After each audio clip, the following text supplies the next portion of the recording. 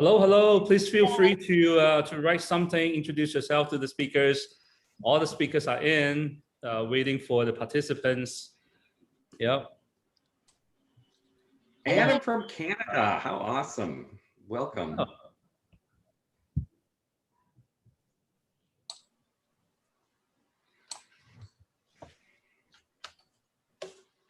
So it's like 3 more minutes before the time. So tell us all where you're from in the chat window. Yeah. Mailing. Yeah, please go ahead and write to us. Tanya from Thailand. Got Unita from Indonesia and Tanya from Thailand. This could be a song. Andrew from Singapore. Awesome. Well, we must have participants for over like 20 something countries. John S. from West Bloomfield. I have a feeling that might be somebody I'm related to. I've been there once, West Bloomfield, the only once. I actually think that's my cousin.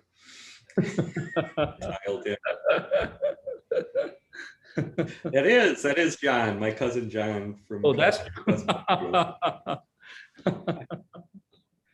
I was not just to the end. He actually works in a field this is relevant to. He's not just here to see me.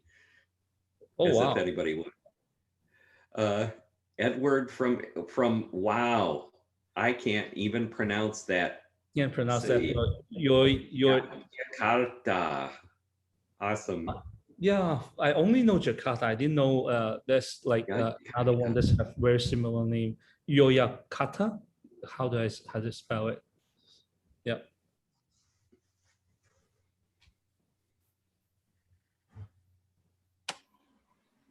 So we are about like 1 minute to 9 o'clock, and we just wait a bit of time for some more participants to come in, and then we will definitely start. No.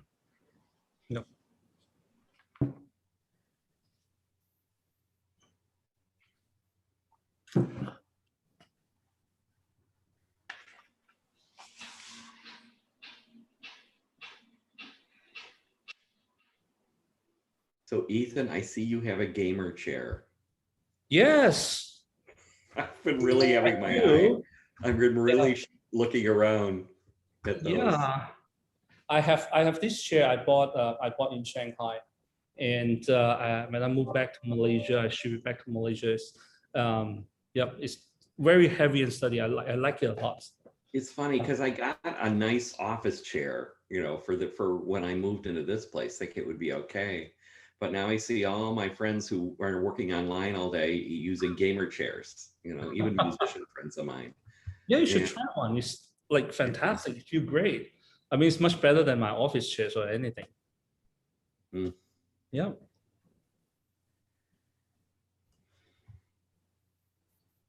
Well, I've been a gamer all my life.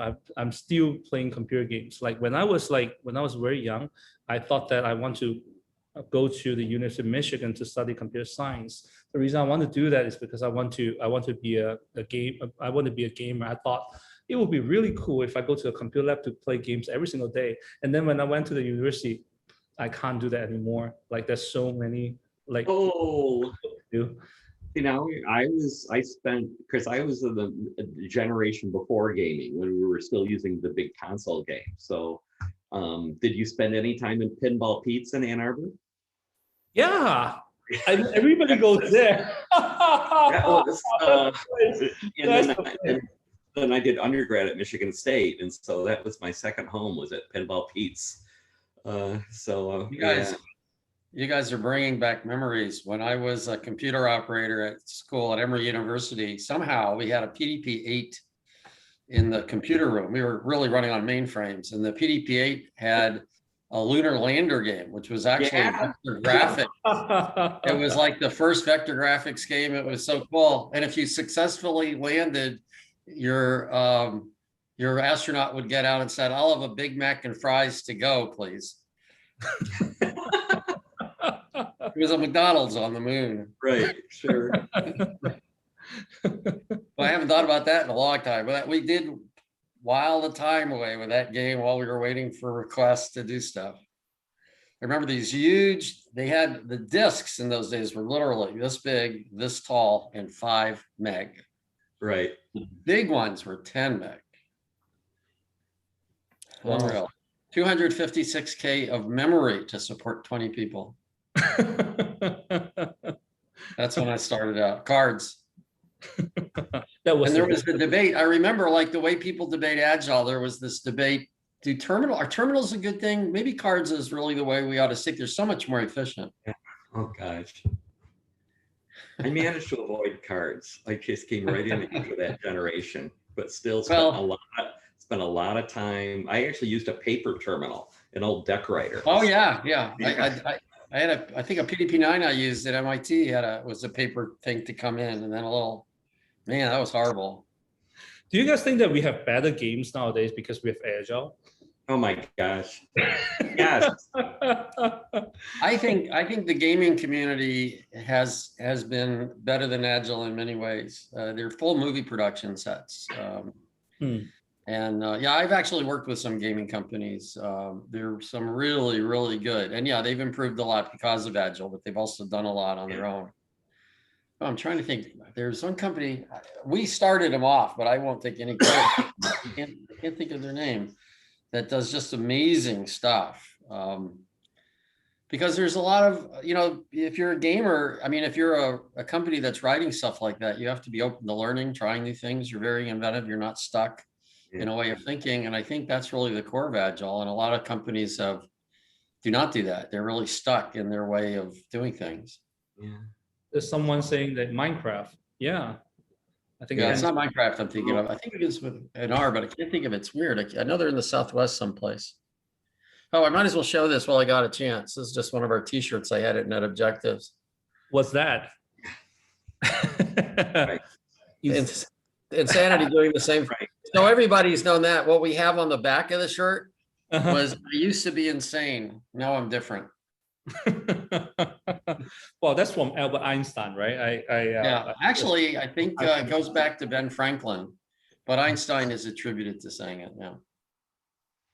Okay, it's 9:04 right now. I think we are ready to start. We have Prince of Persia here. Oh, so someone's playing Prince of Persia. Yeah, I spent a lot of time playing that platform game as well. So welcome everybody. It's 9:05 already, and there are more participants keep coming in, but this is the time to start. Like we are 9:05 right now. So I would like to welcome Alan Shalloway, Jeff Stuit, and Ann Spence as our speakers today. So for all the participants, thanks for coming into the Move Forward Asia main event. Last week we have an event where all the speakers have presented their School of Knowledge, and tonight everybody's gathering here because we want to have some tough questions to ask about Agile and Agile transformations, right? So so gentlemen, do you like to introduce yourself a little bit and the School of Knowledge, whatever? Like, just tell all the participants about yourself. Want to go first? Go for it. I can go first. Yeah. So I'm Jeff Stuit. I'm talking to you this morning from Cascade, Michigan, in the United States. I have been a Scrum practitioner for about 14 years now, and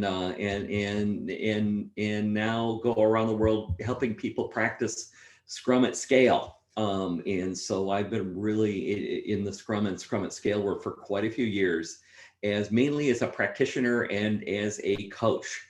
Up until the pandemic, I really traveled the world doing this. It breaks my heart that I can't be with you all in person today, but it's great to see so many people from around the world being able to share some of this. So again, my emphasis has really been as a coach and a practitioner. I go and help people practice this stuff.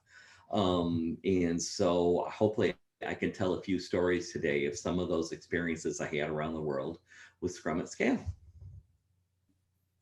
I'll go next. I'm Al Shalloway. It wasn't called Agile back then, but in '99 when I got introduced to XP, so I've been kind of doing it then. And I remember a couple of years we were trying to figure out what is this thing called. We didn't have a name for it. I'm now Director of Thought Leadership for Agile at Scale programs at the PMI. I had been the founder and CEO of Net Objectives from '99 till I was acquired. And I actually got acquired because I've always been impressed with the membership and people wanting to learn. So it's been kind of interesting, but I'm very pleased with what we're doing with Disciplined Agile, which is really what I'm now part of. Disciplined Agile was also acquired. I was brought in mostly really for the Flex system I created, which is called Flow for Enterprise Transformation. It's the heart of the DA Value Stream Consultant system. I'll talk about that a little bit later, I'm sure. I co-founded Lincoln Bun University with David Anderson, but I left that after a little while. I was the first non-SAI SPC trainer, contributor, and I was first non-SAI SPC trainer because I knew Dean Leffing well, and we'd also, when they started SAFe, we had our own Agile at Scale program back then at Net Objectives, been a gold partner for SAFe and a contributor. And I've co-written 5 books ranging from patterns to team process to enterprise agility. So I've been kind of around the block everywhere and basically do my work now just based mostly on flow, lean, theory of constraints, things of that nature. So, and I live in Carlsbad, California.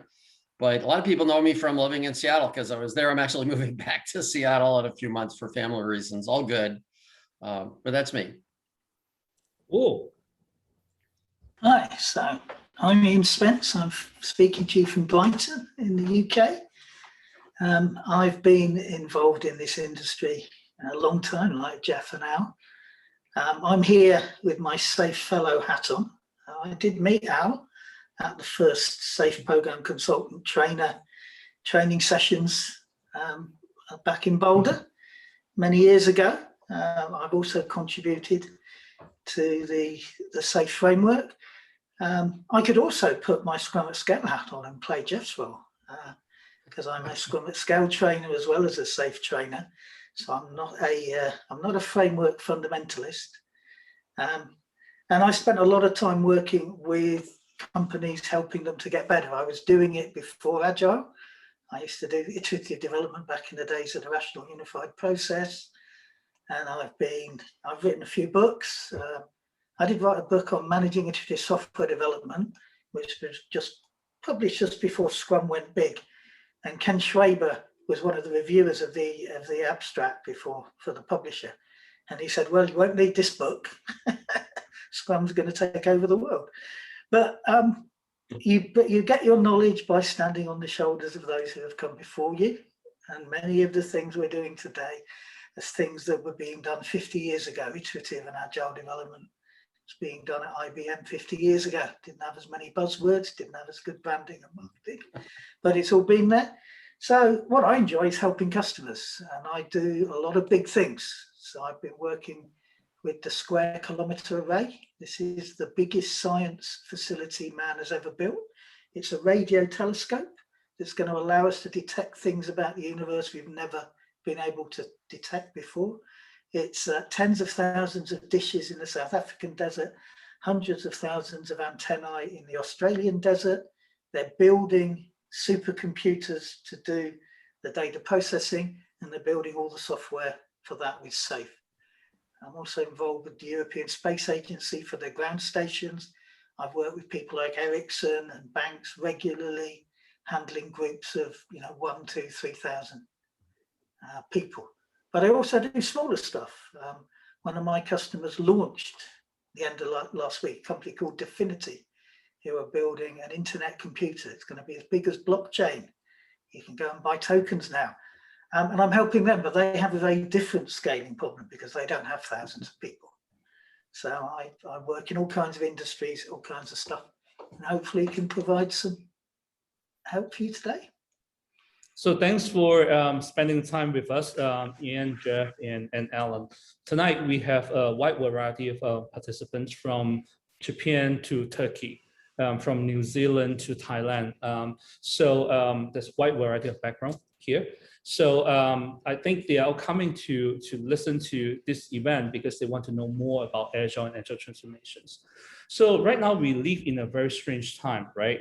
That's the pandemic all over the place, especially in Asia, right? The cases are spiking. People are going to work remotely. In the Europe and US, people are starting to go back to life. But in Asia, pretty much we are going more towards like distributed teams, working from home and stuff like that. So to start off, everyone, please tell us like why the school of knowledge you advocate is relevant in today's landscape, right? Certainly want to hear from your opinion, and certainly I hope that you guys can have some crossover so it's not a one-dimensional like that speech, right? So feel free to say, hey, Jeff, kind of disagree with you in this point because stuff like that, right? All right. So, all right, who want to go first? I'll go first because actually you sparked something that I hadn't even really thought about. When we talk about what we identify or what's relevant, I want to be clear that discipline Agile is not what I identify with. I actually identify what discipline Agile is based on. And what it's based on are theories of flow, lean, theory of constraints, organizational development, human behavior, ideas of leadership, things like that. And we're a kind of agnostic actually in that sense. And one of the big things about flow and lean have to do with focusing on delays. And people, the mantra eliminate waste has been in there from manufacturing. And in manufacturing, where you can see the waste. In knowledge work, it's hard to see waste until you're reworking and having troubles. It's really delays that are the issue. So one of the differences actually, when you mentioned the pandemic, I just kind of had this realization, we've been actually addressing this in some ways. Virtual work is virtual, but there's still a time concept. There are actually some advantages to virtual work. But this is the key thing. The relevance to me is these are timeless factors. Also, we use patterns. When I say timeless factors, I think of Timeless Way Building by Chris Alexander, which we base a lot of our work on. And by the way, that's probably my #1 recommended book for technical and non-technical. It's not a technical book. It's a design book. It's a thinking book. My second would be The Choice by Ellie Goldratt, the creator of Theory of Constraints. And he's known for The Goal, and The Choice is just as good. So the thing is, it's really, our approach is based around how does the world work in a sense? And what are your problems? And how do you apply your problems? How do you apply how the world works? Like again, delays are an issue. Or how do people organize? How does the value stream work? Things like that. And what this does, it gives you a set of principles and practices where you can actually make decisions, but that can be overwhelming and abstract. It also, we include what we call a toolkit that enables you to choose how to work under your situation. So to me, this combination of pragmatism and a scientific approach, and I use the word scientific to mean, first of all, agnostic. We're interested in what actually works, but it's a combination of empiricism, which is one of the big fundamentals of Scrum, but also theory. And I think theory has been left out in a lot of frameworks, particularly Scrum. In theory, theory is kind of looking forward, like, hey, if I do this, what'll happen? Empiricism is kind of looking at what did happen and how to understand it. And I think that combination combined with practices is actually essential. And I think that's a mental attitude of critical thinking, and that's always relevant. So it's like, what are your problems? What are you trying to accomplish? Whatever set of solutions. But before the solutions, how do you think about your problems and then have options presented to you in a simple way? So that's kind of our approach. And I think for me, the difficulty is I tend to go abstract. Fortunately, I'm in a big team now where other people are more pragmatic. So it's that blend of pragmatism and theory that makes it work. And that's it. And I'm happy to be challenged or agreed with. I like the idea that we interact more than just give answers. So Ethan, repeat the question for us, just to make sure we stay focused on this. I hope I did stay focused on it. You did. I just wanted to make sure if I started saying I stayed focused. It's like today we live in a strange world, especially in Asia. Okay. We are working from home and stuff like that. That's the pandemics, right? So I'm asking, why is the school of knowledge you advocate especially relevant here in this landscape at this time? Yeah. I can say personally, one of the reasons that I think that what we practice is so important is that it gives us a way out now, personally and in our communities. I'm sitting here in the state of Michigan, which in the last couple months in the United States has been the hardest hit place for the virus, just horrible in the state of Michigan. And the other place is in the world that's getting hit bad by the virus is my second home, which is in India. I would be in India right now if it weren't for the pandemic. And to me, these are one of the things that occurred to me recently is that actually choosing to take on scaling often is actually an admission of failure, that we actually haven't applied this to ourselves and our own teams and improved enough, and we're looking to some outside solution. And that is actually where I think learning agility in my realm, learning to be a good Scrum practitioner is so important because it gives you a means to start iterating yourself and iterating your community, right? Is to band people together in a team, in an organization, in a community, and do that kind of empirical experimentation. Instead of looking for a solution from the outside, we know this whole thing is based on the people that really know how to improve are the people that are engaged in doing things, right?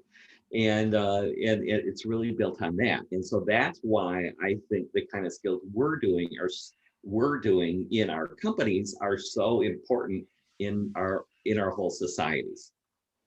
And so that's why I think it's so important that we keep practicing at this stuff today. Thank you. Ian?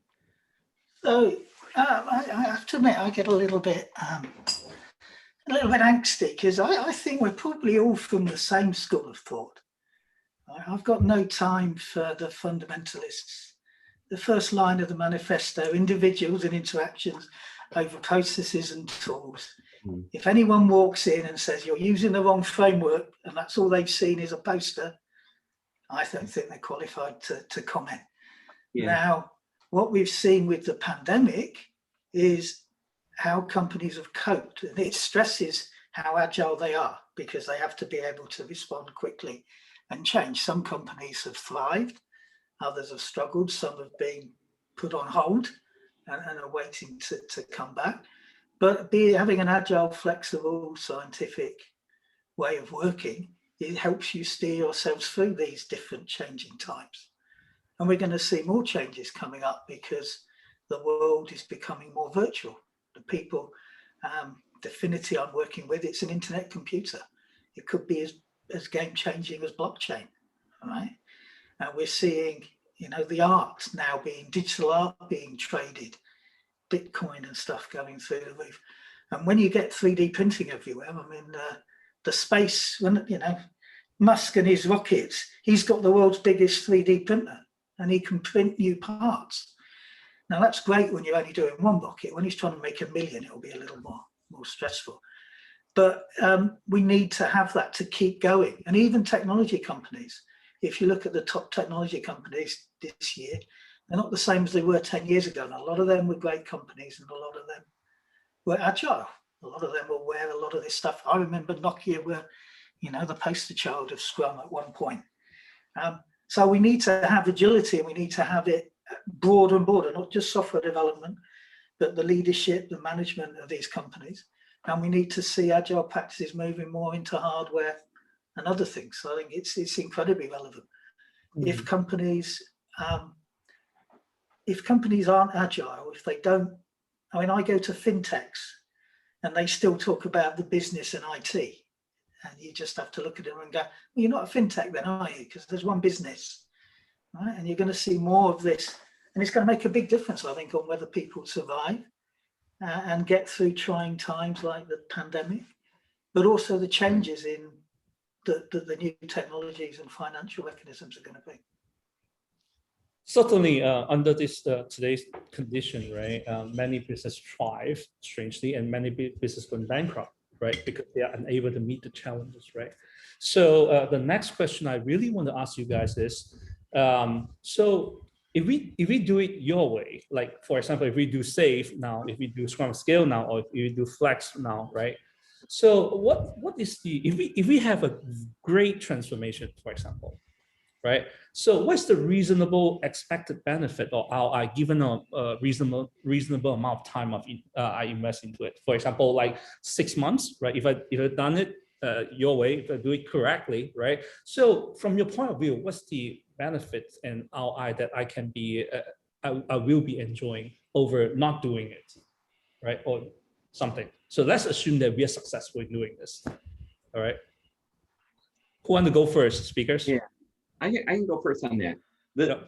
That is something that every company has to define for itself. And that's the way you become successful at it, right? And you don't define, the worst thing you could do is say, we want to become more agile, right? Or we just need to deliver faster. Have a real stake in the ground. The most successful efforts at adopting agility in a company is when the company was playing a big game. The best one I was ever associated with, the vice president in charge of a 3,000 person development unit said, we need to get to a place where instead of our customers wanting to fire us, our customers have to be spending way more money on us, or else we're going to get shut down, right? It was a survival thing, but say we've got to go from our customers wanting to get rid of us to our customers actually hiring and spending more money on us. And they were very successful at that. That really created that kind of survival measurement created a real intensity of practice around that. Recently, this was actually in the manufacturing realm, in the hardware realm. They had a new CEO that knew I had a lot of experience about this stuff, and it was very simple. I want to triple the revenue of this company in 2 years. Boom. That gave them a context. So if you're going to do this for your own company, choose a business result, a result that's relevant to your business or to your organization that's very measurable, right? Don't just try to become agile.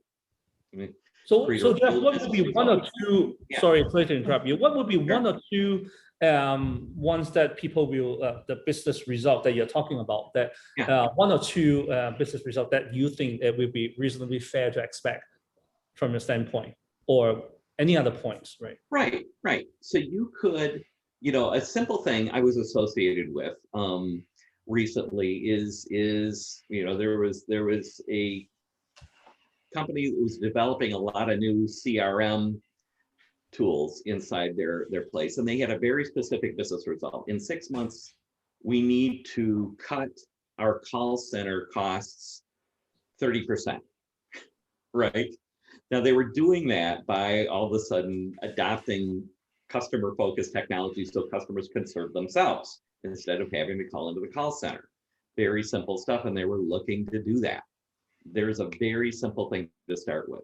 So you choose something, choose a cost reduction realm or a revenue or market share, something that's very relevant to your company inside that 6 months window, and then choose a target, and then allow your own people to go and work towards that target. Thank you, Jeff. I go next, and I really love that, Jeff. I think solutions looking for problems are not solutions. They're more dogma, I would say. And I love that sentiment. And in the Agile space, there are many different levels. You have teams, you have organizations, you have actually sub-organizations like a particular development group, you have organizations conflicting with each other.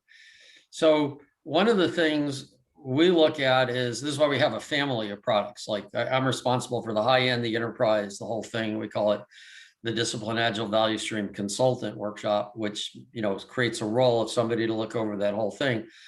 So at that level, we do have an overreaching goal that we're trying to achieve, and that's what we call business agility. How do you improve the delivery of value sustainably, quickly, with high quality? And then if you're at the top, it's the whole organization. If you're at a sub-organization, it's how it does it. If you're at a team, it's how does the team play part of that? We think that's our special niche, in a sense, as we've worked on improving organizations in terms of the ability to deliver value. And in the area of knowledge work, that includes IT, includes non-IT.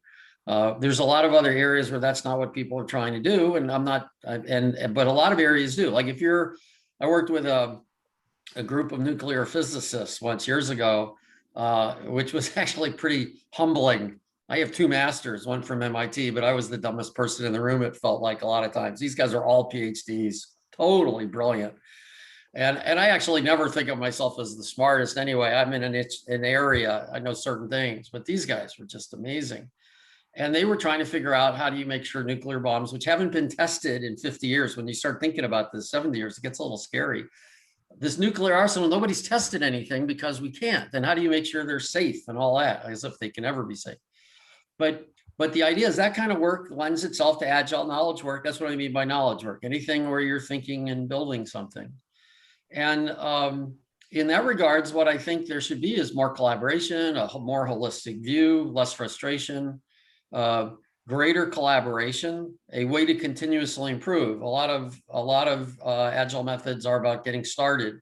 We use the way you get started to continuously improve, which I think is very important. In other words, if you can figure out how to do the job for yourself, how to overcome your challenges for yourself to start, then it's like you can keep doing that. Like I am kind of dogmatic in our own team. I say, never use the word adopt, because you're not adopting anything. You're learning how to think. And never use the word complete, because you don't complete anything. It's always about improving. So you should have visibility. I mean, these are characteristics. The end goal is to improve value delivered to your customers. But to get there, you need this visibility, collaboration. And I think there's a sense of purpose and power that's missed. It's weird, because Agile was actually about empowering teams. It was actually about, and I say was, I do mean in the past tense, because it's gotten to be, I judge it in the real world. I don't judge what it says. And I go into so many teams doing Agile that are totally unempowered because they have to follow the framework. And I appreciate, Jeff and Ian, what you both said, because I get you don't do this, that you have an approach that you take and you use a framework as a positive way of doing it. Mm-hmm. But many people don't do that. Many people use it as a hammer, like this is what you have to do. And it's actually, it's like EDCU breathing with you, because I know you don't do that. I mean, I could tell from how you're talking about it, and you said you don't do it. I trust and believe in Ian, like what you said, we've met before. So how do we make Agile? One of the things I think we need to do is make sure that 6 months from now, a year from now, people are breathing easier and feeling more empowered by actually showing that they're making decisions. And I think that's a key piece to it, or it won't sustain. And by the way, I think 6 months is optimistic, but you can get some benefit in 6 months. So sorry to interrupt, right? A young manager has to go to, let's say. So what Jeff says is absolutely number one. You've got to understand why the organization is doing something. Absolutely. And that has to be about real business results. Now, what's scary is I think we just had 25 years of Scrum. We've had so many, I don't know how many, 20 years of Agile since the manifesto, right? And yet most people are still not very good at what they do, right? And that's why we still have all these people. I thought if Agile is a success, we'll all be able to work, because there won't need to be any more transformations. It'll be just the way people work. That's the point. But the problem all the time is the people, right? It's not the framework. The framework doesn't screw you up. It's the people that screw you up. All the frameworks have the same intent. They've got the same principles and stuff. Some of them give you more recipes than others, right? But they've all got their heart in the right place. They're all things people have seen work in certain circumstances. But you need to have that outcome in there. And you've got to make sure, we talked about empowerment. You've got to empower everyone in the organization.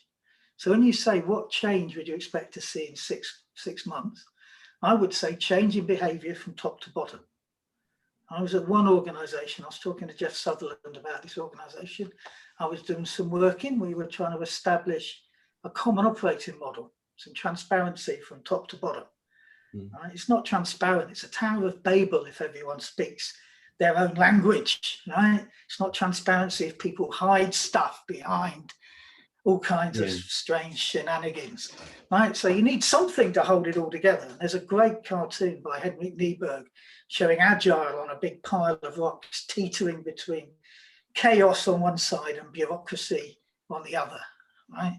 And one of my customers said, it's like gases, right? We want a liquid, and if we go too far, we freeze solid. If we go the other far, we turn into a gas and disappear, right? So finding that balance. And what you need is that business outcome, and then everyone lined up from top to bottom. 20 years, this company, good company, doing really well, doing Scrum for 20 years. I talked to Jeff. I said, we're doing this. He said, well, I gave a talk there 20 years ago, right?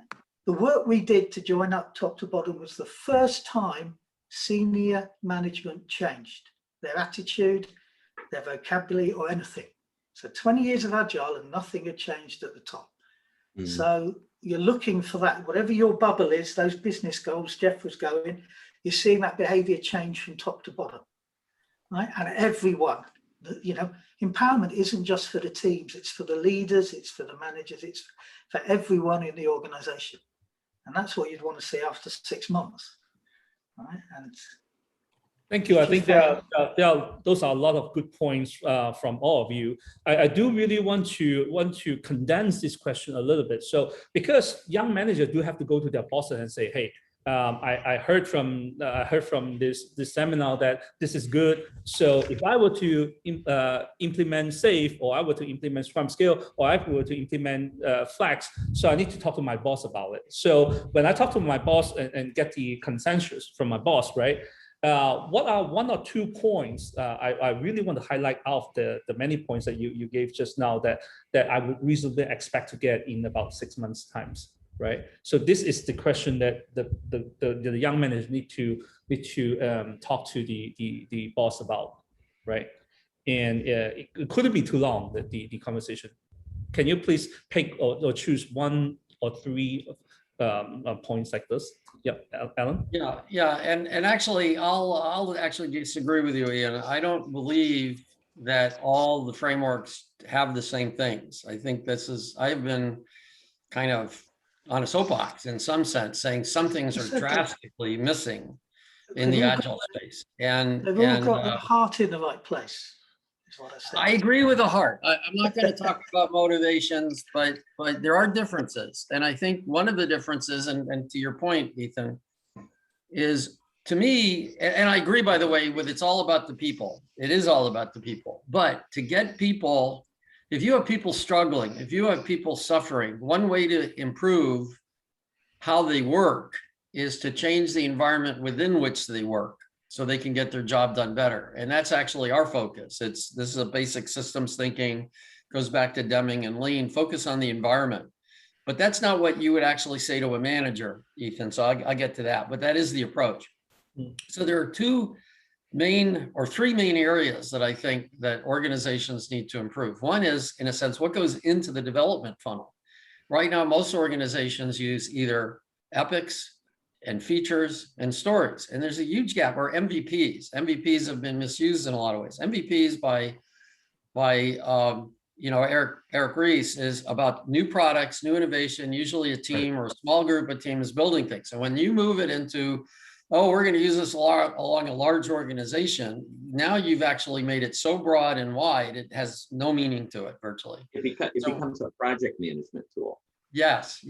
So we believe in MVPs. I love Eric Ries's work. Actually, we use what we call minimum business increments, which ironically, if you go back to the original definition of MVPs, is what it was, is I've got a product, and what's the next enhancement to it? What's the next thing I can build, or the minimum marketable features that unfortunately SAFe redefined. But if you go back to the original book, Software by Numbers, it's like, what's the next chunk? And so the reason this is important, because you can use these to have multiple teams see exactly what they need to do to get the next chunk of value out right from the start, in the middle of product management. So that's one thing. We will be able to know what we're building, who's needing to build it, and what we think the value is. Of course, you've got to do it iteratively and with feedback. The other thing is what's called the value creation structure. That term comes from, I think, Organized for Complexity. It's team topologies is built on this, is how do we organize our groups, not just to manage dependencies, but to eliminate dependencies. So ARTs, Agile Restraints, are wonderful for getting teams off the dime. There's a lot of great stuff in SAFe. At the beginning, you get teams working together, you have an overall plan, you can see what's going on. It's totally brilliant to get you started. But then how do you keep going? So that would be another thing to talk about, is we will learn how to organize our people to be more agile in team structure, not just teams glom together, but what are the right working groups? And the third one is we'll work efficiently. The value stream is really the thing to look at. This is what Lean, this comes from Lean, 70 years old concept. Look at the workflow from start to finish. Any delay delays work, but there's something very insidious. Rework is caused from delays almost all the time. So we'll start looking at the right thing. You mentioned transparency, brilliant. Because if you can't see it, you can't manage it. There's a debate about if you can't measure it, you can't manage it. But if you can't see it, you certainly cannot manage it. So transparency, working on the right things, have the right organizational structure. That's where we're moving for. And I think all three of us are trying to do that to make better agility. I don't see a difference, but there are differences in our approach, and there are different mindsets underneath each of our differences. And that may be just because that's what's the word? You do something because it's opportunistic. I don't mean that in a negative way. I did not mean, that sounds bad. That's not what I meant. What I mean is, because opportunistic sounds like not good. I mean that this is a good way to go because I see how to do it and it's easier. But I think there are different approaches to it. I think we'll get more into that. I'm actually enjoying the conversations here. Anyway.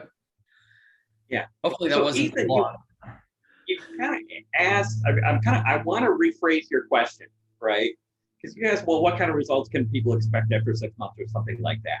And everything has to do with context, right? I can't inflict Agile, right, on a team or an organization and expect some generic result after 6 months, right?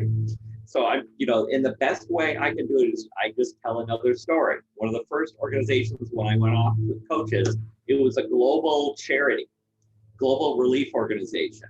The IT organization was so hamstrung with process that they could never deliver anything. And so they had a new CIO, and he just threw out, all right, I would like you guys within 6 months to be able to get to deliver every 6 weeks. That's how bad they were. Everybody wanted to outsource IT. They had such a bad reputation. And I worked with them. We beat that deadline. Within about 3 months, we were able to deliver every 6 weeks by just staying very focused. But that was a specific context, right? Don't look for generic things. Don't go back to the kind of solution-based thinking. You can't inflict Agile as a solution and expect some generic results. Everything is in the context of your organization and the business problem you're dealing with. So the young manager will have to interpret the situation himself and think about the context himself and try to link up the context with the effect of applying Scrum skill himself. That sounds like a big risk to him, though. Don't make it so difficult. Don't make it so difficult, right? You said, well, we want to try Scrum. If somebody says we want to go try Scrum and they go talk to a manager, that's actually the wrong question, right? Right. I see Scrum, but I see Scrum as a means to creating a business result that we aren't getting now, right? Or an organizational result. Right? Always have it something is we're trying to create some kind of positive value result for ourselves, our customers, and our company. Scrum or SAFe is a means to do that. Here's why we do that. But CEOs typically shouldn't listen to people saying we want to become Agile. Right? I mean, there's a couple of things, right? The language of, as Jeff said, the language of going to the manager, asking for permission and all that shows you've got a few hurdles to come over. You've got to understand what outcome you own, right? And how you can improve. I've done Agile in incredibly hostile environments. One of my most successful SAFe projects, they won 5 industry awards for best product, best partnerships, not for best agile, but 5 industry awards. They did it. I wanted them to write a case study, but they wouldn't do it. It was going to be called Succeeding with Agile in a Hostile Environment. They had no organizational support, right? They were one of the most traditional red tape bound organizations. But the guy who ran his particular portfolio of products, his people said, oh, they were doing Scrum, but they had no alignment, right? The project was going to get, product was going to get cancelled. They came back, they said, we think if we do SAFe, we can do. And they went on to have an incredibly successful product because they talked about the product. It was about getting that success. So understand your outcomes, understand many people have done Agile in a hostile environment. One of my biggest bugbears is when people always say it's someone else's fault. Oh, we can't do it because of them. We can't do it because of them. We can't do it because of them. You get your bubble, you talk to that manager, you understand their problems, and you explain how this is going to make their life easier. Right? And you stand up and you and your team take some ownership. Right? We're going to do this. We're going to get better results. We're fully committed. And then if you don't let us do it like this and we do it your way, then if we fail, it's, this is what you've got to get that ball rolling. But I hate it when people go, we can't do it because of HR. We can't do it because of this. We can't do it because of that and all of that. Because you can. Now, you may not get to the promised nirvana that everyone talks about, but you can make your team's life better, your team happier. And that's how it grows. Success breeds success. People see, well, look at the fun over there. I want to be on that team. And you build it that way. So I think that the way you speak to those is understand, listen, understand. Don't make them feel irrelevant. Don't turn them into an outgroup. Don't do the we don't need you anymore kind of stuff. But show how this is going to help make their life easier and get better business results, as Jeff was saying. And that you and your team buy into it. Right? And most good managers will give you some time. And once they start seeing, if you've never iterated before, once they start seeing demos every 2 weeks, their minds will be blown. Right? It's incredibly powerful stuff. Ellen? Yeah, I want to build on what Ian's saying. Ian, this is brilliant. Several things that you said, I really think need to be kind of teased out a little bit because it's very brilliant. Personally, hostility doesn't bother me as much as passive aggressiveness, where everybody's going along and saying, oh, that's great. And then when it comes to action, it just, nothing happens. So, but what you said about never blaming is so critical, because if you start blaming, one of the things that happens is you completely disempower yourself as well. It's like it's their fault. Well, you have no control over them. You only have control over you. What I like to do, and I wrote a paper on this once, just a blog, something like, what do you do when somebody doesn't get it? Like, what if HR doesn't get it, for example? Okay, now if you think HR is this bureaucratic mass that is never going to change how they are, well, maybe that could be true. In fact, maybe it is more often than not. But if you have that thought, you have no power with them. Instead, if you believe that they're actually good, which is a fundamental cornerstone of agility, that people are good and we need to enable them and empower them, that means empowering HR. Then the question is, what is it you see? So this is like talking to the audience here. What do you see that they don't see? Assuming they're intelligent, motivated people, why do you think they should be operating one way and they think they should be operating a different way? Now, there could be two reasons for this. One reason is they see things they shouldn't be attending to and they don't see things they should be. That's on them. The other one is you may not know something that they know. I mean, you may even be mostly correct. I think HR can be agile. So the thing to do is then engage with them in a conversation, not a debate. But what is going on? How do you get this value? Work with them as a team. You know what you know, they know what they know, but come from that they actually will make good decisions if they knew the right things to make. And I think that's an important piece to it. There was something else, but I kind of lost what it was. But that's to me the key piece is interact with management. Oh, here's the other piece. What Ian said about when they start getting feedback every couple of weeks, that'll blow their minds. See, that's not in their world of possibility right now. So, I mean, for many people. So once you demonstrate a difference, you've added credibility, you open up a whole new world for them. And they will relate to that because that's what they care about. They don't care about Agile, but they do care about 2-week movement. Every 2 weeks, they can see what's going on. They care about that. So talk to them in their perspective. You'll get a lot more effectiveness. And I think Jeff and Ian this is what we're all saying, basically. We have different approaches, but they're all important. Okay, gentlemen, I want to switch gear a little bit to kind of different questions of why is it so hard to do this? Now, we have a lot of case study on the internet. People. We have really a lot of case studies. All the principals are making their case studies like godlike, right? And even the junior consultant, they have been citing Spotify, they've been citing a lot of case studies, right? So the case study perhaps are well made, but for the average Joe, right?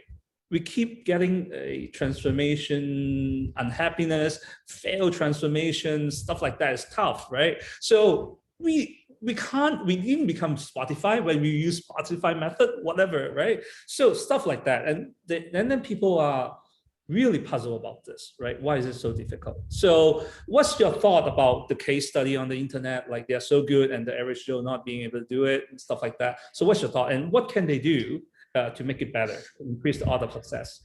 I mean, it's people. Yeah. Change is difficult, right? Change across organizations is more difficult than any other kind of thing to do, right? Geoffrey Moore did some work on Zone to Win about why the top 20 companies are not the same as they were 10, 20 years ago, because those were great companies, right? I worked for some of them back in the day, you know, they were cutting edge, but the waves of technology have blown them away. And a lot of it comes down to disruption. Disrupting your own organization is incredibly difficult, more difficult than disrupting other people's, right? So change is hard, right? And when you say, oh, they've been through these transformations, you know, and they've failed, it comes down to people, the length of time. Right? Al said earlier, you know, 6 months and you're going to get great results, you know. But then we can't change the people. We can't change the people in the company. So, well, I have been in places where they've tried every process and framework for the last 20 years and they've failed every time. And there's only one common thread through. It's because when they fail, they blame the framework. When they fail, they blame. I don't like anyone who says we failed because of this framework. Right? You dig away at it a little bit. It's like, well, why did you do that? Particularly when they're choosing it themselves.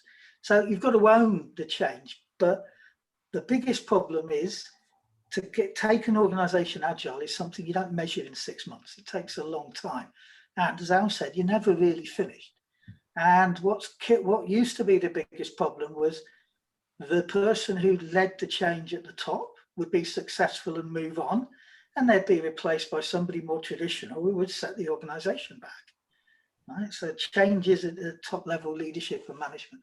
We're seeing less of that now because people who have been successful with an agile approach in one organization are taking leadership positions in others, and that's helping. I think the rates fade. But it's not understanding the goals, the business goals. It's not continually improving. As Al said, the framework is not your end game. That's your starting point, right? And getting that culture and the companies that have that culture of continuous learning, of changing, of embracing new technology are the ones that are going to survive in the new industries, right? And in the transformation of the old ones. So it's just tough. Yeah. And it's really changes a muscle you have to build. Organizations that do this actually know how to change. You know, we talk about transformation, about I'm going to adopt this framework, I'm going to do it, and one day the clouds are going to part and the light will start shining down and we'll be transformed. No, transformation is a muscle too. You have to learn how to do this. And this is kind of why, you know, that this is a lot of, particularly I can talk my perspective for Scrum at Scale, is you start with people involved from the top to the bottom of the organization, but you start small and experience the failures and learn how to, as an organization, deal with them quickly. right? You know, the I could say a little bit more, and I'm sorry, there's a lawnmower outside my window if you hear that. If look, if in Scrum and Scale, we say the three main ways that organizations fail is they can't prioritize and focus on the right things. They can't deliver. They can't organize to deliver, and they can't iterate their own organization. They're not willing to change their own organization at the team and organizational level. All of that has to do with people, just like Ian says, right? And I'm sorry, I have to take, we had one question out there that I'm going to call attention to, is that somebody asked, how do you measure productivity at the individual level? The premise is reinforce positive habits. No, that is not the premise, right? And the reason we don't measure productivity at the individual level is that we've known from 50 or more years of research that is a horrible way to approach the problem. We do that because it's easy. It's easy to focus and blame somebody on the individual level that they don't have the right habits. It's really hard to actually start iterating ourselves and our own organization and look and say, maybe the environment we have is causing getting people's way. W. Edwards Deming was writing about this 60 or 70 years ago. And it's, we don't do it because we haven't built the muscle up to know how to change these things. Yeah, Jeff, I really like that. I'll say it I'll give a affirmation of that about the individual, using a sports metaphor. You really don't want a lot of great individuals. You want a great team. That's what made the Chicago Bulls so good. I forgot their coach's name all of a sudden, but he wrote a book about it. It's an amazing book. It's really one of the best books on Agile I've ever read. And it's very interesting and anecdotal. And I was, of course, a Sonics fan at the time, and I hated to see the Bulls win, but my son was a Bulls fan. So we had some good times debating against each other, which was better. Well, obviously they were. But I wanted to answer a little bit of what Ian said and what Jeff said too, that I really like this idea. You have to know how to change. And in fact, that's actually the basis in some ways of, know how to learn. This idea, yes, it is the people. And I've been, Jerry Weinberg used to say, no matter what it looks like, it's always a people problem. Okay, yet I'm mostly a lean guy, systems thinking guy, thinking the environment causes most of the problems. And it's like, how do you reconcile? Because I believe both comments. It's always a people problem, and the system causes the problem. Now, wait a moment. What those don't sound reconcilable, but in fact they are, because part of what the people need to do is change the system. They need to own the system. This is kind of what Ian was saying that I really like, that we have to. You can't blame these other people for it. It's how do we do it? You can't blame the framework. And Spotify, I think, is a great example of what some people like to do that's actually wrong. First of all, I would run from anybody who recommends using the Spotify framework.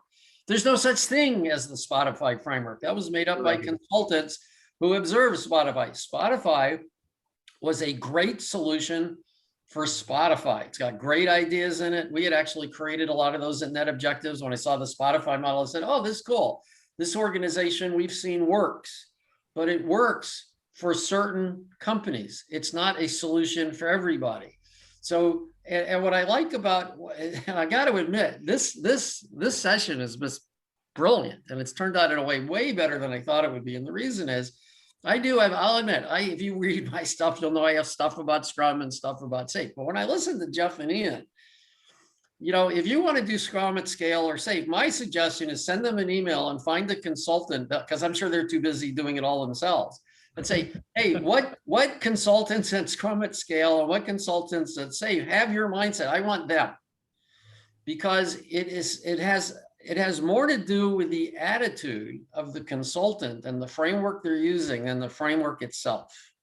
Okay, I've used SAFe successfully. There's nothing inherently wrong with it when you use it properly, but it's often misused. And I think you even said that, Ian. So I'm not trying to bash it. I'm trying to get the essence of it. There's good stuff there. There's good stuff in everything, but it's what do you do with it? So I'm sorry, I kind of got off a little bit on that, but I wanted to emphasize what I really enjoy here is that we have three experienced Agilists taking completely different approaches, but I think in a lot of ways trying to go to the same goal. And I think that's actually pretty encouraging. But I'm going to answer the question now that was asked too while I take my hand down.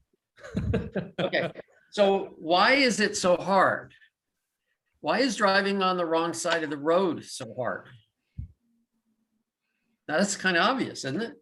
Well, I suggest that most of the time we're driving on the wrong side of the road. Most of the time we're following something, we're not thinking, we're doing something because somebody said, and it's like, it doesn't always have to be hard. I mean, I've done this only a few times, but there are times I've impacted groups of like 100, 200 people, which is a lot smaller than really at scale, in a matter of days, because there was something they were missing that was a cause of a lot of their issues. And I'm sure Jeff and Ian has done the same.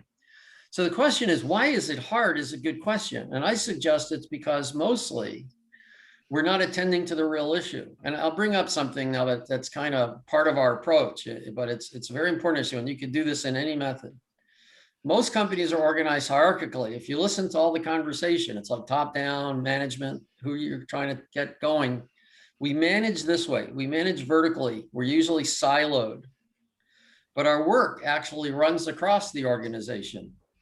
Now, if you're managing vertically, you're looking at productivity, you're looking at people are busy, you're looking at if they're doing the right stuff. That all sounds good, but where's the management across? And this is what brings up the individual.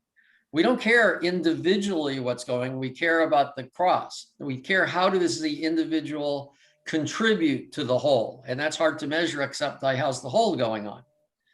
So one of the reasons we have problems is we try to do top-down management when our work is flowing across.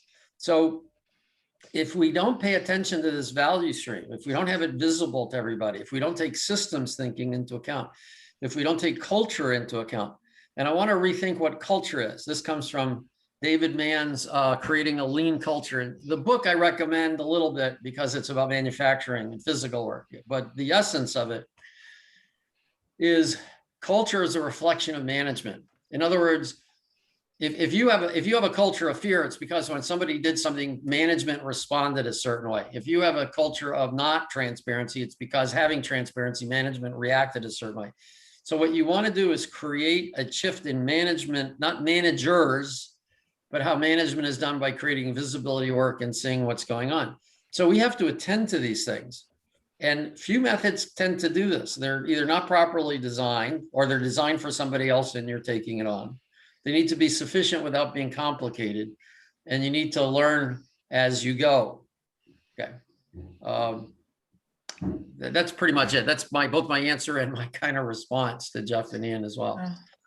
I had a couple of quick thoughts. The two reasons I see most for agile transformations failing. One is the middle management permafrost, right, wedded to the old ways, people whose job it is to attend meetings with other people to talk about what a third set of people haven't done, right? So often as organizations grow old, they like gentle middle-aged men, get a middle-aged spread, and it's just as hard to shift as it is from your physical body. The second reason I see for agile transformations failing, agile coaches. Really badly behaved, not. Interesting. Agile. I've been working on transformations where I had people employed to be an agile coach have sabotaged it because they think they think you're using the wrong framework. They've actually worked to undermine it, which is, in my mind, unprofessional behaviour. But that's one of the biggest, the fundamentalists and all that kind of stuff. But when it does work, it works well. Yeah, nowadays everybody call themselves agile coaches, even when they have 2 months of Scrum experience. So we're seeing stuff like that, right? So yeah, interesting. Jeff, you're muted yourself. You have something. I was saying even less than that. I just go take a 2-day course now, and I can get certified in that. What do you guys think about this situation? I mean, we are seeing this here as well. I have friends that have taken like 20 agile certifications. They have not implemented anything successfully before. And they are agile coaches, senior agile coaches, enterprise agile coaches, like enterprise transformation lead coach. Oh, Well, I'll give a little advice that I've been given for years. If you see one person, and I don't really care so much what it is, that's been trained 5 different ways by the same organization or the same way, like, you know, I give less credibility to that than somebody who's learned from different organizations, because they're different perspectives, and that's what you want. And you want to get rid of the dogma, you know, like Ian mentioned, there's a lot of dogma out there. So one of the tests I do when I am going to hire somebody, I don't actually worry about their knowledge of a particular approach. I worry about their attitude about things. So I ask questions like, where does an approach apply? What do you know? Do you know Scrum? Do you know Kanban? Do you know Lean? Do you know Flow? And where do they apply? And you can learn a lot about how people think from that, where they're coming from. Where a coach comes from is more important to me than the actual knowledge they have. Now, I really think experience is important in the sense that they need to have seen things, but experience in itself is kind of a meaningless word. Think about the word instinct. You know, why do birds fly south for the winter? And they'll say it's instinct. You know, like that doesn't tell you anything, but it sounds like it did. Oh, I have a lot of experience. That doesn't tell you anything either. It just means you've seen a lot. Well, what does that seeing a lot mean? Well, to me, it's like I have a lot of distinctions. I have a lot of ways of doing things. So it's more likely my experience will affect you or can positively affect you. How do you work with people? How do coaches like to work with teams? Personally, whenever I start out an engagement, which I don't do much now anymore at the PMI, but what I used to do, and I encourage people to do, is I say, look, I know a lot, I've seen a lot, I've been in a lot of organizations. You know more about your company than I will ever know about your company. We need to work together. And if you don't have a coach that's willing to do that, you don't want them. You don't want them to be teaching you and telling you. But on the other hand, if you go into the wrong side of the road, you want to say, hey, you're on the wrong side of the road. So it's not just being passively back. And that's what you want to look at, is have good, deep conversations. Don't just pick a method or approach and then say, oh, that's my guy or woman. I mean, I think we're meant to be lifelong learners. So I have no problem with people who collect the badges, but experience beats book learning, right? But book learning beats no learning. Right? So I have no problem. I think, you know, people who are gathering lots of, you know, I've got SAFe badges, I've got Scrum at Scale badges. I'm not a huge, you know, I don't put them all up on my CV or anything, but if people aren't willing to learn and go to different places and sort things out, then you know, they aren't. Agile is about continually learning, right? Mm-hmm. The framework gets you started, but then you want to, you know, you've got to keep. Sometimes you've just got to mess things up to keep it interesting, right? So it doesn't just become routine and bored. So you've got to look outside your particular playpen. So I think that badges are fine, but you know, when you interview them, you're going to go a bit deeper, but at least they'll know what the words mean. You know, I've interviewed people and they put things on their CV, say, I've always been interested in that. Can you tell me a bit about X? And they crash and burn because they don't even know what the words they put on their CV are. You know, if they've got the badge, hopefully they do know what the words mean. You know what I mean? So, and it's about the only way the thought leaders can make any money. So it's a little reward. You know, and that's something interesting, you know, in that, you know, talk about what I look for in individuals that are taking this on, but then apply it to the rest of the community. You know, when I'm talking to somebody, I look for evidence that they've actually applied this in their own lives, right? I'm going to help an organization practice Scrum. Tell me how you've used Scrum in your own life. Tell me how you've iterated it yourself, right?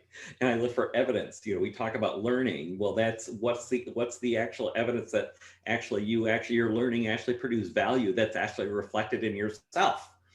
You know, show me you've actually done this. And I think, you know, now I think, you know, you talked about how, you know, your question was kind of like, wow, there's such growth in the community. It really occurred to me later that we're in such an interesting thing. There's so much growth in Agile that we as the Agile community or people who are professional of this can't address the demand. And that's what's opening up the whole world for the people who can take the 2-day course and hang out their shingle as a coach, right? And part of that is that we have failed as an Agile community to iterate our own approach to address this. We can't address these problems fast enough. We have had 3 modes generally for the last 20 years of trying to address this: certified training, coaching, and at some level consulting. And those modes probably aren't serving us anymore, I think, because they're not able to address the problem. So, right. So the thing is, are we willing to experiment on ourselves in that way? Thought leadership is another one. Frankly, Alan was in a deep thought. I'm skeptical of thought leaders, right? Show me a do leader.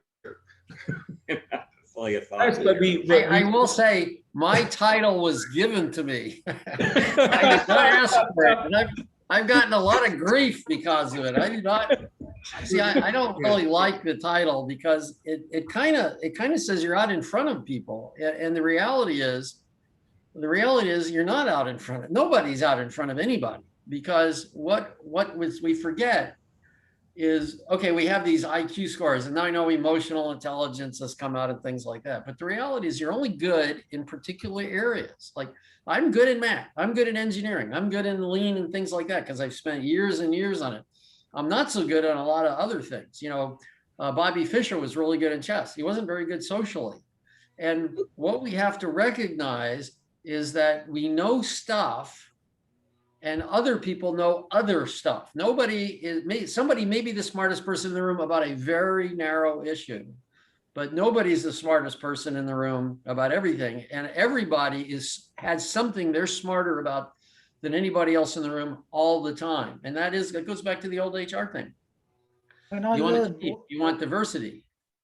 I learn more from my customers than they learn from me. Yes. Yeah. When I used to do training, I would thank people at the end of the workshop. Thank you. I learned so much.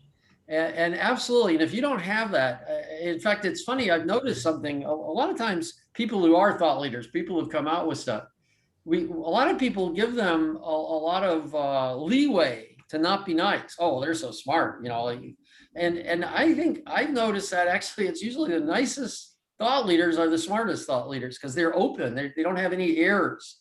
About, like, Don Reinertson is a guy I totally love, and here I are buddies, but I am always like wondering, why is he giving me his time? Because he's so much smarter about the things we talk about than me, but I assume he's learning something because he spent some time with me, but that's a key piece.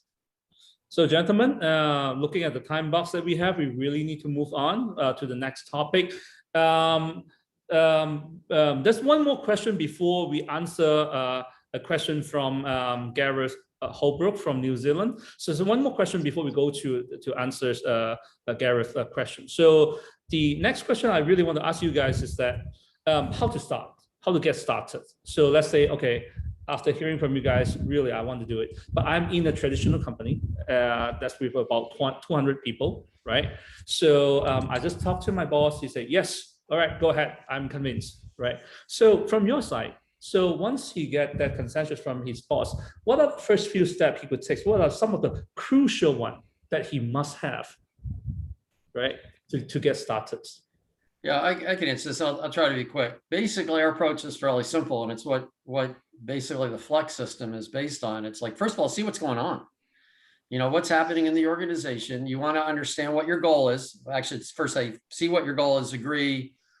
If it's about, business agility, like I talked, which is usually what it is, more value added. So see what's going on, see what's stopping you from getting there. This is actually maybe something that's surprising. That in Net Objectives, I watched a lot of really amazing consultants do some amazing results. And even though there were a lot of different industries and domains, what I noticed, a lot of the things were similar that needed to be done. Good portfolio management, product management, work on small things, well-organized teams. So it's like, what's going on? What are your challenges to getting to where you want to be because you have the goal? You got to understand where you want to go. It is different if there's hardware or regulated environments. You have to attend to that. Understand your basics of knowledge work, like this inherent problem. Manage this way, workflows that way. Why delays are critical. Value stream, what I call the value stream impedance scorecard. What stops the flow of work? What's the impedance pushing it back? What are factors that make the value streams effective? So if you look at those factors, you have your goal, you know how to, you can see a way to get there. You can see what's in your way of getting there. And then you created what we call an improvement backlog. What are the steps? Like, you know, SAFe has lots of things. Scrum at Scale has lots of things. We have about 40 things, but we don't have a predefined way of which you do or which particular options you do in it. So we say, okay, well, these are the 6 things or so that'll fit you and solve your problems. And then these are the different options you have for those. And these are how you solve it. So it's like a playbook. Here are the 40 things you might do. Which ones do you need to do? How are you going to actually manifest those? And that's basically, in a nutshell, our approach. Thank you, Alan. Ian, what about SAFe? If I were to get started on SAFe, what are the must do? Okay, well, the first thing, 200 people, then that's not scaling. That's not my world of scaling. 2,000 people, 200 people. You need to find out, okay, are they 200 people all working on the same thing? Right? Or are they 200 people working on different things? Are they in agile teams or not in agile teams? You know, what problems have you got?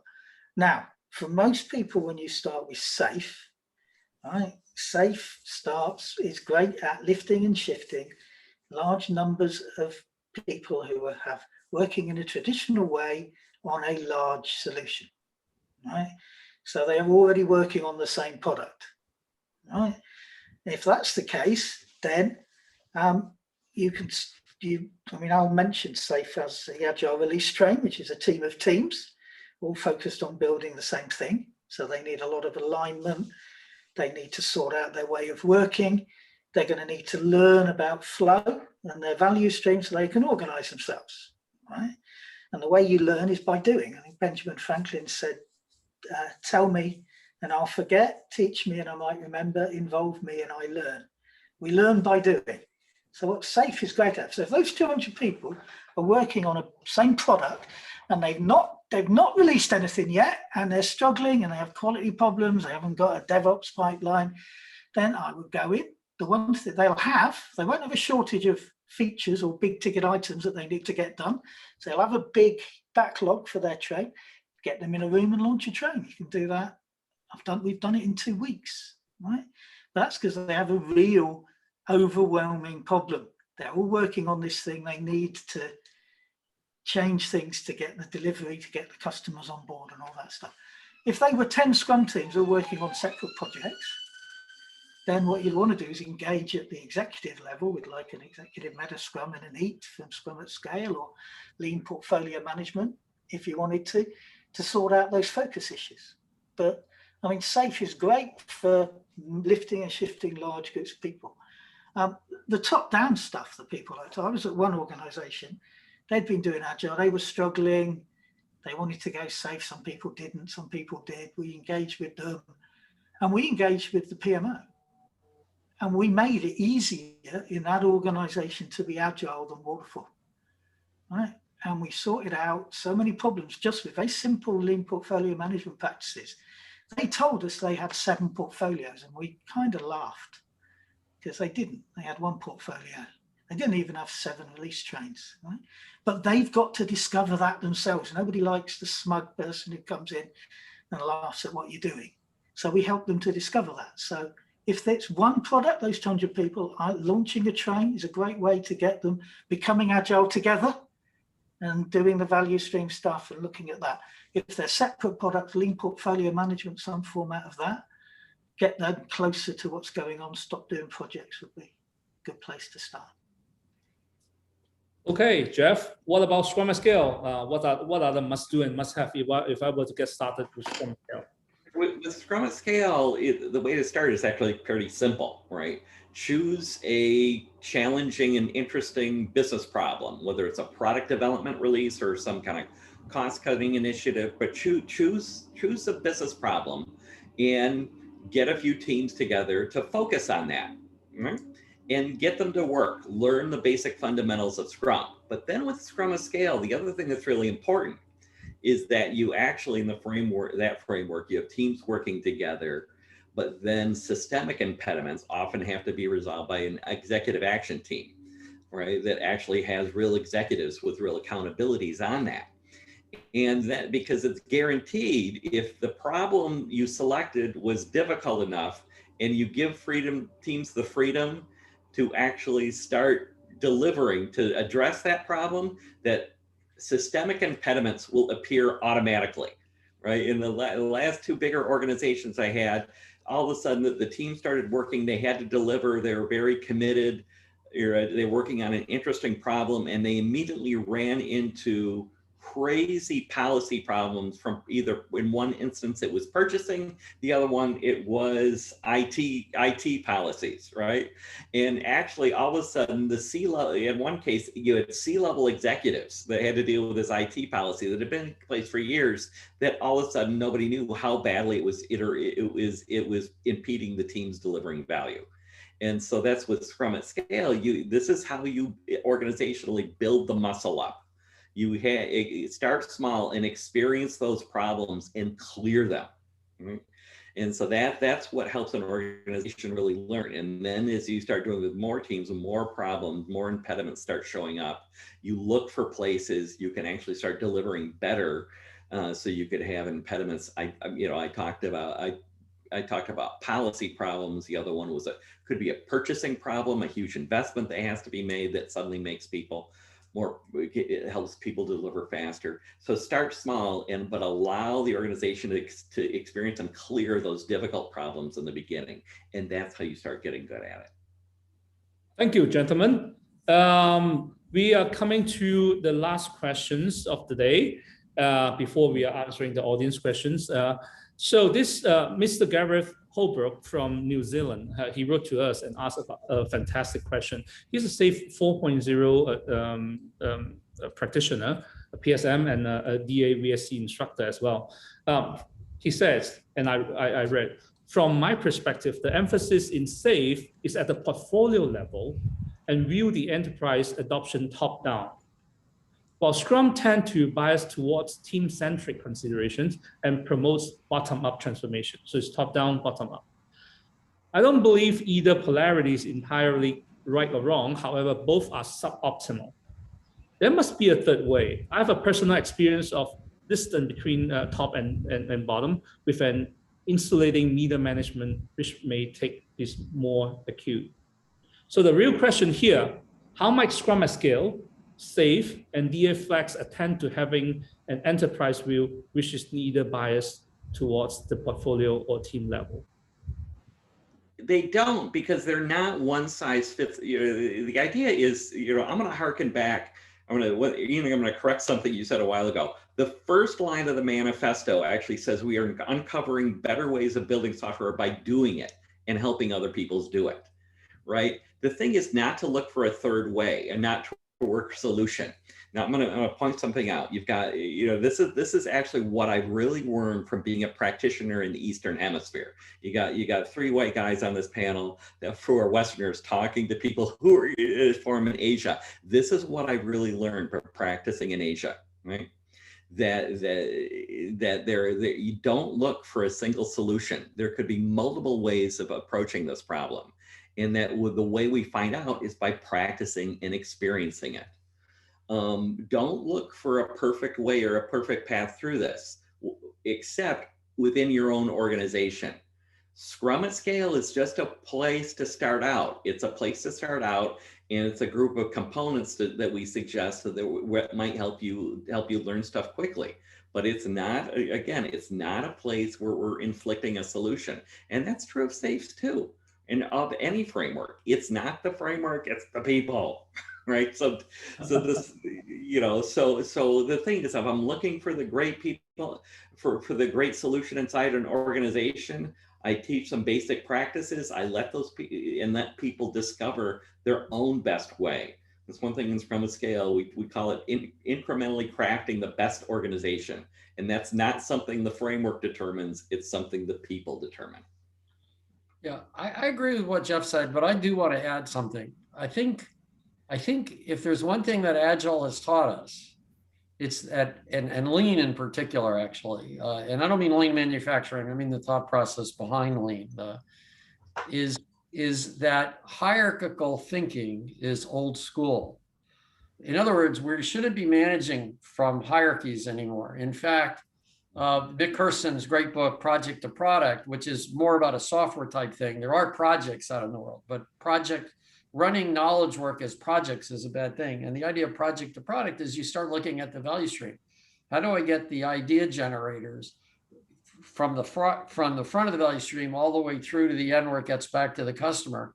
That's what's important. So what Lean suggests, and I guess I'm a big believer in this, and I think it is kind of universal, although I believe the solution, this is a thought process, the solution, I agree with you, Jeff, it depends on where people are and where you're starting. But instead of thinking hierarchically in silos, which is a top to bottom, and you can hear where people are coming from when they talk top to bottom, is we want to think in terms of the value stream. If it's clogged, anywhere it's clogged, is a clog, and what we do with the Discipline Agile Value Stream Consultant, it's called Value Stream Consultant because we want our focus there. And then the question is, where in the value stream do you want to start? And maybe you need to start across the value stream. Maybe you need to start at the front of the value stream. Maybe you need to start at the end of the value stream. Maybe you need to have a structure for the value stream. And I could put SAFe and Scrum at Scale in this. SAFe gives you a structure to work on the value stream, but people often don't think about the value stream. Scrum at Scale often works at the tail end with the teams and then puts it together. And what I like about SAFe starting is sometimes it's jammed because nobody's collaborating with each other. So you have a structure for collaboration in the middle of the value stream. I have seen organizations get started extremely well with SAFe because all of a sudden you've unjammed that. Then they get jammed later because now they focus on that and they forget the other part. Anywhere a hose is clogged, clogs the hose. So I think we have to shift from top bottom, shift from hierarchical thinking. What Lean says, look at the value stream, make it so the people have an environment within which to work, and then you decide where you have to start, and that could be front, back, the whole thing, the middle. And that's my perspective, and that's what we do as our approach. You get different results based on where people are and what they need to solve. Unfortunately, I didn't hear most of Jeff's answer as I lost my connection. But I think that if you want to be successful with Agile, you need top-down support. You need support at the highest level. Without that, you'll have a glass ceiling. You also need bottom-up support, because if you don't win the hearts and minds of the people doing the work, they won't change, right? Now, what I've seen with SAFe and with Scrum at Scale is the importance of having, as Jeff mentioned, I don't know what he talked about in his last answer, he mentioned the executive action team in the one before I lost my connection. You need to get change in those higher levels of the organization, right? So you need both. I once, someone directed me at a video someone had done saying top-down Agile doesn't work. The guy at the top said, go Agile, he gave us the job. And we screwed it up, and it was his fault. That was basically the gist of the talk. It's not the people at the top from saying go Agile, it's the people they put in their center of excellence or whatever grandiose name people wish to give themselves to make themselves sound important, who screw it up. It's the middle managers. So you need that pressure on the middle, and it comes from the top and the bottom. And lean portfolio management used to be something that lagged in SAFe because there weren't that much experience. Now, because executives are moving around, we're seeing some people are starting with lean portfolio management, as they did at the customer I mentioned before, right? Because if you can make it easier to be agile, right? So for this organization, people at the top said, we've restructured how we're going to do our reporting and the numbers, right? And we've changed how we're going to do CapEx and OpEx, right? If you would like to be waterfall, Ethan, you can, right? But you're going to have to give us these numbers that we need to run the business and whatever numbers you're collecting for your way of working. We should Right? take So just make it easier for people to have that. And it is all about culture, and culture can lead and lag behind these things, but it's going to be, but remember what we're trying to do. So I think you need to be really successful. You need pressure from above and below, right? To make sure everything's moving in the right and the culture's changing.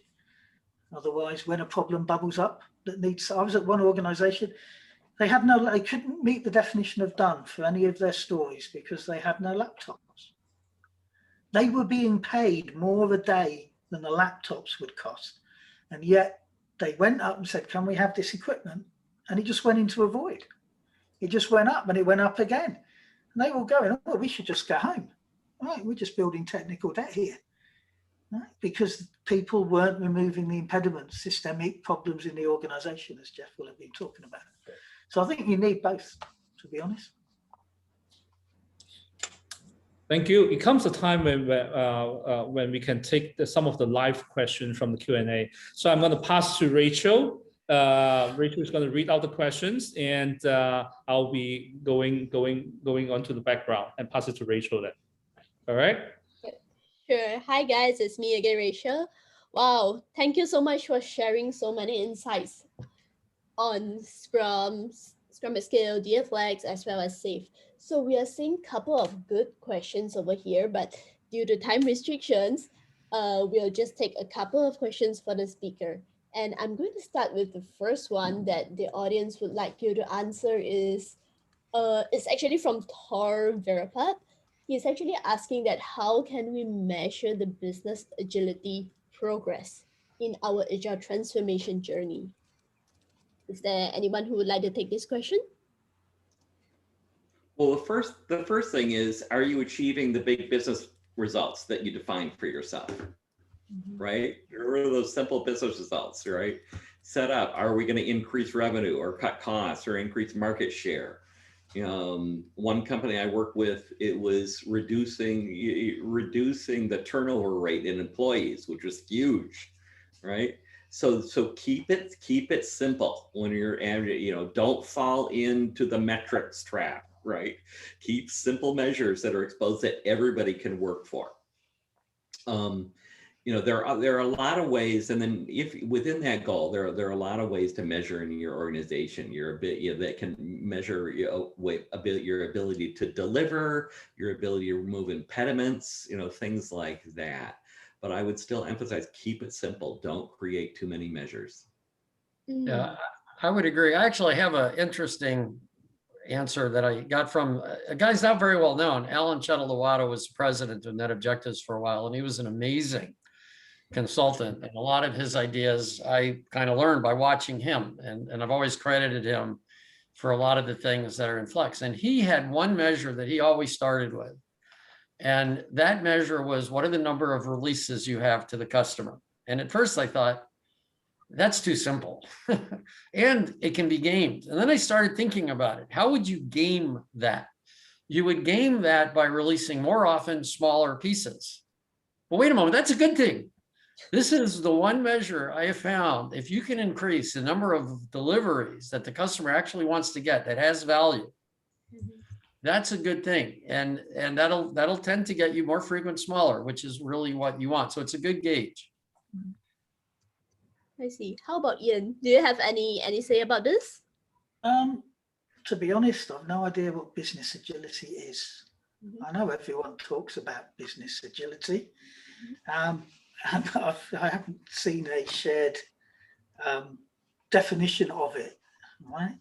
I do know that the measures you use when working in development value streams, developing products, are very different from those that you find if you're running a hospital, or things where the repercussions of failing are much more serious.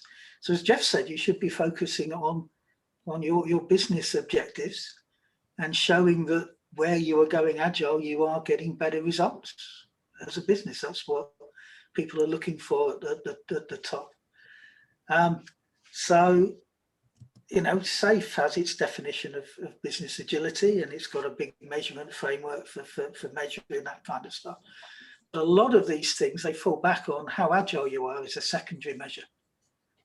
right? It's about your success. Are you achieving your goals? Are you moving the dials? So, you know, flow measures are intrinsic to make sure your framework is working. But when you're looking at your business, there's all kinds of things. Maybe you're going agile because you're losing loads of people, right? So you know, think about those objectives you had and inspect and adapt them as you go along, because what you're going to find is that once you've moved you've sorted out your big problem is now somewhere else, right? And you're going to want to look at that. Wise man once said, you know, whenever you have a surplus of something, you end up with running out of something else. And in today's world, we have a surplus of information and we're running out of attention.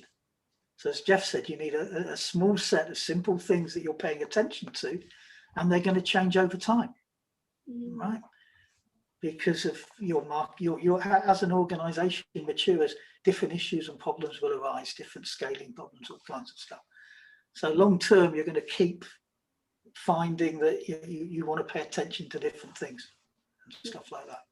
Yeah, okay, thank you so much, Ian, and thank you so much for the audience for actually being okay for actually expanding 5 minutes. So here I'm actually going to take another question, and it's actually coming from Dylan Xiao. So he's actually saying that no framework is 100% foolproof, be it SAFe, Scrum at Scale, or DAFLEX. And sure, it does not apply to everybody. So when something is not broken in the organization, why should we actually go and fix it, right? So what's your take on this, Jeff, as well as Ian? Yeah, I want to start with this. First of all, disciplined agile is not a framework. I personally think frameworks are flawed because all frameworks are built on some set of practices which may or may not apply. You know, and that what you want to do is an approach, something that lets you look at the problem after identifying your goal, seeing what's in the way, and then have it help build a kind of a improvement backlog. In fact, the way Discipline Agile is based, especially the Discipline Agile Value Stream Consultant, is I've been basically doing a job task analysis of what a organization needs, an internal person would need to do to identify the problems. That's called job task analysis. Like what are the issues? Then what's a system, in a sense, a thought process, a set of things that are good to know, like flow and lean and theory of constraints. These things all help you. And then you have this system that you use to help solve the problems you've identified, and these are the tasks you have to do. And then the workshop, Discipline Agile Value Stream Consultant, is how do you put the system and the people together? So frameworks are an approach, and there are advantages to frameworks because frameworks give you a starting point, do these things. Some of them have more flexibility where they start than others, but it gives you a quick set, but that set may or may not be applicable. So that's why we also have this choose your way of working, and we have the consultant work with people to figure out what that quick set is. And then